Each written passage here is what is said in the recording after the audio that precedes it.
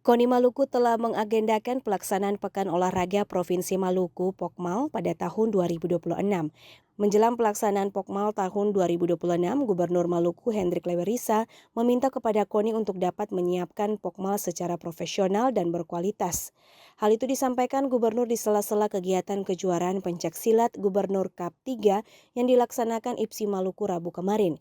Menurut Lewerisa, dengan penyelenggaraan Pokmal yang profesional akan berdampak pada lahirnya para atlet Maluku yang berkualitas. Pokmal tahun yang akan datang, saya sudah tegaskan kepada teman-teman pengurus KONI. Saya ingin ditangani secara profesional, ditangani dengan baik. Tidak kita inginkan tahun ini atau pelaksanaan Pokmal berikut ini adalah Pokmal yang diselenggarakan dengan kualitas yang lebih baik. Sehingga hasil yang kita dapat itu dapat menemukan atlet-atlet yang baik. Pokmal 5 tahun 2026 nanti akan mempertandingkan 14 cabang olahraga dan menjadi ajang menjaring atlet berprestasi yang bisa membawa nama Maluku di ajang olahraga tingkat nasional dan internasional.